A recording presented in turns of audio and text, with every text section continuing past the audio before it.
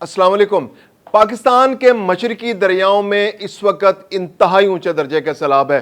चनाब की बात कर लें, रावी, सतलुज, तीनों दरियाओं में इंतहाई ऊंचे दर्जे का सैलाब है। बस्तियां खाली करा ली गई हैं, इलाके खाली करा लिए गए हैं। दरिया के आसपास जो किनारे पर जो आबादियां थी, जो मकान थे, जो डेरे थे, सब खाली करा लिए गए हैं। जानवर बह गए हैं, इमारतें तबाह हो रही हैं, जो झुग्गियां थी वो तबाह हो रही हैं। तकरीबन 2 लाख से जायद अफराद को इस इलाके से निकाल लिया गया है। दरियाओं का जो पानी है वो कम होने का नाम नहीं ले रहा। इंडिया से पानी मुसलसल आ रहा है। चनाब में अगरचे पानी की सतह इंडिया से कम हुई है, लेकिन रावी और सतलुज में अब भी इंतहाई ऊंचे दर्जे का सैलाब भारत से पाकिस्तान में दाखिल हो रहा है। इस वक्त खानकी से कादराबाद के दरमियान का जो इलाका है, यहां पर दरिया चनाब में इंतहाई ऊंचे दर्जे का सैलाब है। सैलाब का जो सुपर फ्लड का खतरा है, यानी इंतहाई ऊंचे दर्जे के सैलाब का खतरा जो है वो अभी तक टला नहीं है, उसमें मुसलसल इजाफा हो रहा है। क्योंकि सतलुज में, रावी में बहुत ऊंचे दर्जे का सैलाब है। दोनों में तकरीबन 1.5 से 2 लाख क्यूसिक पानी मुसलसल ट्रैवल कर रहा है पंजनद की जानिब। दूसरी जानिब 9 लाख क्यूसिक से ज्यादा पानी दरिया चनाब में पंजनद की जानिब बढ़ रहा है। अगर ये तीनों रेले पंजनद के मुकाम पर आपस में मिलते हैं तो ये तकरीबन 10 लाख क्यूसिक का रेला बनने का खतरा मौजूद है, और 10 लाख क्यूसिक का रेला इंतहाई ऊंचे दर्जे का रेला होगा। दूसरी जानिब ये पंजनद का दरिया जो है ये दरिया सिंध में जाकर आगे मिलता है, और दरिया सिंध में इस वक्त 3 लाख क्यूसिक का रेला मुसलसल अपनी जो सतह मेंटेन किए हुए। तो अगर ये 10 लाख का रेला और वो 2.5 से 3 लाख का रेला अगर मिलता है तो एक बहुत बड़ा रेला बनने का खतरा है, और गुड्डू और सखर के मुकाम पर शदीद तरीन सैलाब आ सकता है। सैलाब का खदशा मौजूद है। अगर हिफाजती इंतजाम नहीं किए गए, अगर बंद नहीं तोड़े गए, अगर इन दरियाओं के पानी को गैर आबाद इलाकों में छोड़ा ना गया, तो गुड्डू और सखर की तो इतनी कैपेसिटी भी नहीं है कि वो 13 लाख क्यूसेक के पानी को बर्दाश्त कर सकें या मैनेज कर सके। तो ये एक बहुत बड़ा अलमिया बनता जा रहा है। पंजाब के अंदर इस बार जो खड़ी फसलें हैं वो हजारों एकड़ पर तबाह हो चुकी हैं, और अब भी खतरा मौजूद है कि जो चनाब का पानी जो उसमें 9.5 लाख क्यूसेक पानी जो है वो खानकी और कादराबाद के दरमियान आ रहा है, तो यह झंग और उसके आसपास के इलाकों को शदीद तरीन मुतासर कर सकता है। इसके अलावा अगर जेहलम की बात करें तो जेहलम के अंदर जो है पानी की सतह अब भी कंट्रोल में है, क्योंकि जो मंगला डैम है वो अभी तक पूरी तरह नहीं भर सका। तकरीबन 80% मंगला डैम भरा है और 20% खाली है। तो जेहलम के अंदर जितना भी पानी आ रहा है वो मंगला डैम को भरने के लिए इस्तेमाल हो रहा है, और बहुत मामूली पानी जो है वो दरिया जेहलम में छोड़ा जा रहा है। झंग के मुकाम पर चनाब और जेहलम आपस में मिलते हैं, तो इसलिए जेहलम का पानी जो है वो कोई खास इंपैक्ट जो है सैलाब में क्रिएट नहीं कर रहा। यह बहुत अहम मालूमात है। आबादियां जो है, जो झंग से लेकर, जो खानकी से लेकर, जो कादराबाद से लेकर, जो पंजनद और पंजनद से लेकर आगे दरिया गुड्डू और सखर के आसपास के जो इलाके हैं वहां पर इंतहाई हाई अलर्ट है। क्योंकि आने वाले अगले 3 से 4 दिन में ये रेला जो है कादराबाद से होता हुआ सखर तक पहुंचेगा, और सखर के बाद ये सिंध के अंदर दाखिल हो जाएगा, गुड्डू के बाद सिंध में दाखिल हो जाएगा, और उसको एक दिन आगे सखर पहुंचने में लगता है, और उसके बाद मजीद 5 से 6 दिन में ये समंदर तक पहुंचता है। तो ये अगले तकरीबन 9 से 10 दिन जो है सैलाब के हवाले से पंजाब के अंदर और सिंध के अंदर इंतहाई इंपॉर्टेंट है। अब देखना यह है कि जो हम बहुत सारी टर्मिनोलॉजीज हम इस्तेमाल करते हैं कि सैलाब क्या होता है, किस तरह होता है, तो हम इन सवालों का जवाब आज तलाश करने की कोशिश करेंगे। क्योंकि बाज़ औक़ात ये होता है कि दरिया सिंध के अंदर जो है वो बहुत कम ज़्यादा पानी होता है, लेकिन हम उसको नीचे दर्जे का सैलाब कहते हैं। लेकिन दरिया रावी में, दरिया सतलुज में थोड़ा पानी होता है, लेकिन हम उसको इंतहाई ऊंचे दर्जे का सैलाब कहते हैं। तो ये बहुत सारे सवालात हैं, आज हम इन सवालात के जवाब तलाश करने की कोशिश करेंगे। आज का हमारा फोकस दरियाओं में आने वाले तुग़यानी के बारे में, दरियाओं में आने वाले सैलाब के बारे में।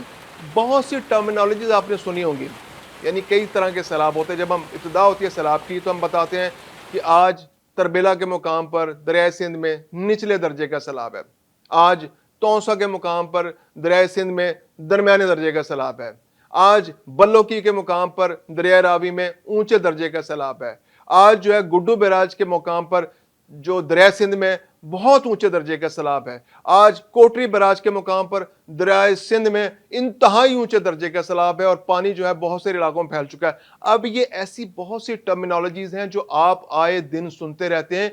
हम आज की इस वीडियो में इन सारी टर्मिनोलॉजीज को डिफाइन करने की कोशिश करेंगे ताकि आम लोग ये समझ सकें कि एक्चुअली ये दरियाओं में सैलाब की सूरत हाल क्या होती है। तो इब्तदाई तौर पर हम समझ लेते हैं कि दरिया जब नॉर्मल बह रहा होता है तो उसमें उतना शिद्दत से पानी मौजूद नहीं होता।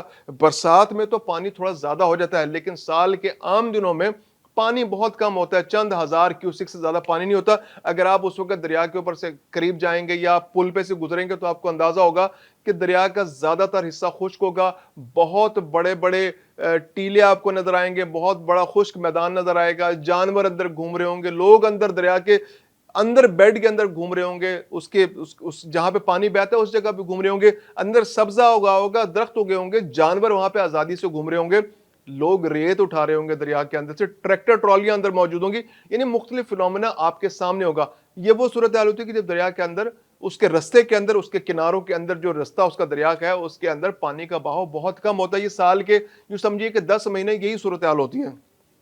लेकिन जब बरसात का महीना करीब आता है और गर्मियां आती हैं तो उस वक्त क्या होता है कि ग्लेशियर्स का पानी पिघलता है, बर्फ पिघलती है, वो नदी नालों में आती है और वो बह के दरियाओं का रुख करती है। इसके अलावा दरिया के आसपास के इलाकों में बारिशें, शदीद बारिशें होती हैं और उसका पानी नदी नालों के जरिए उस दरिया के अंदर आ जाता है।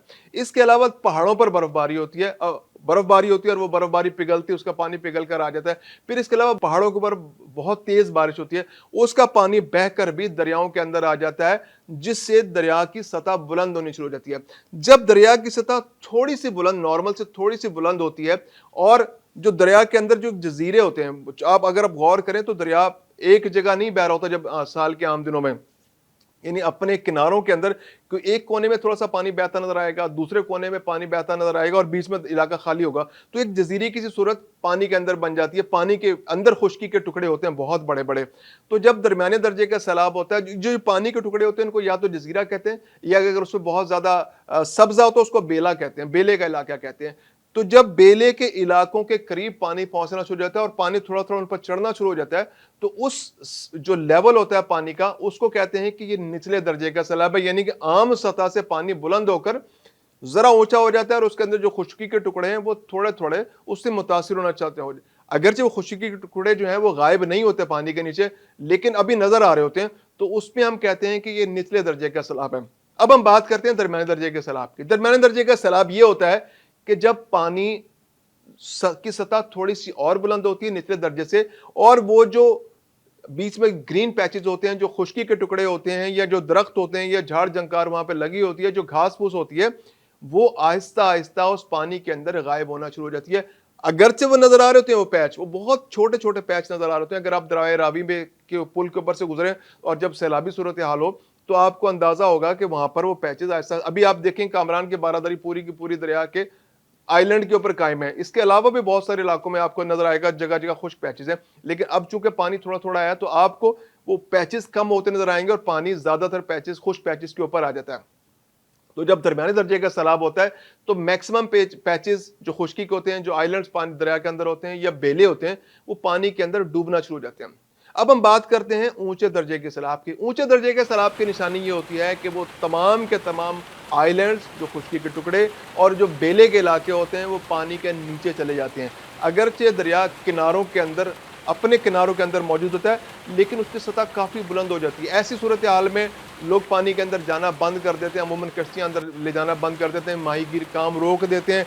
पहले लोग अपने जानवरों को पानी पिलाने के लिए जानवरों को अंदर ले जाकर, जानवर को, भैंसें जो होती हैं आमतौर पर पानी के अंदर चली जाती हैं, तो ऐसी सूरत हाल में लोग जानवरों को उसके अंदर नहीं लेके जाते।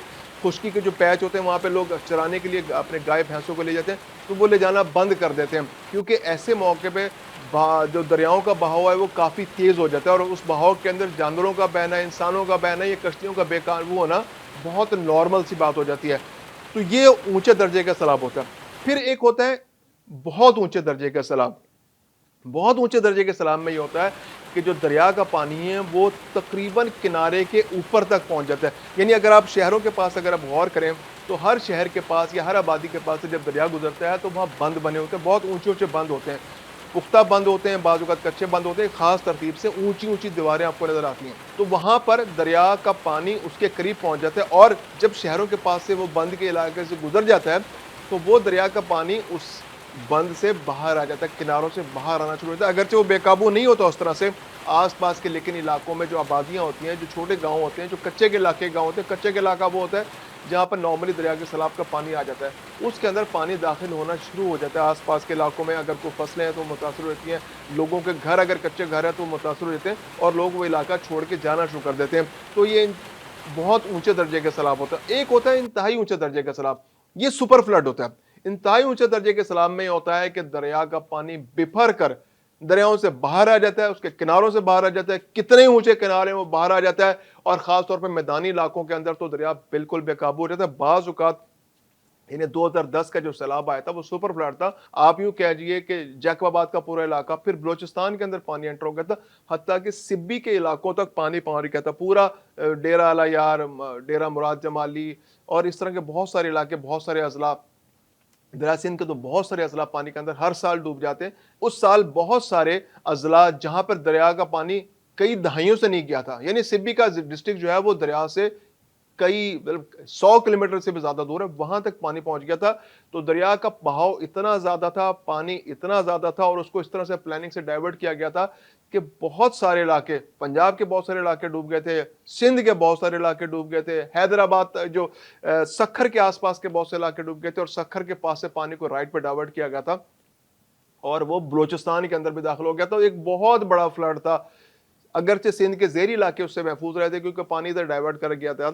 ये इंतहाई ऊंचे दर्जे का सैलाब होता है। बाज़ औक़ात ये होता है कि हर दरिया का किनारों की एक चौड़ाई होती है, उसके अकॉर्डिंगली आप गेज करते हैं कि ये कितने लेवल का सैलाब है। जैसे दरिया रावी जो है वो छोटा दरिया है, उसके किनारे बहुत दूर दूर नहीं है, उसका बेड छोटा होता है, उसकी गहराई बहुत ज़्यादा नहीं है। इसके मुकाबले में दरिया सिंध को देखा जाए तो वो बहुत बड़ा दरिया है, उसका किनारे बहुत दूर है, उसका बेड बहुत बड़ा है।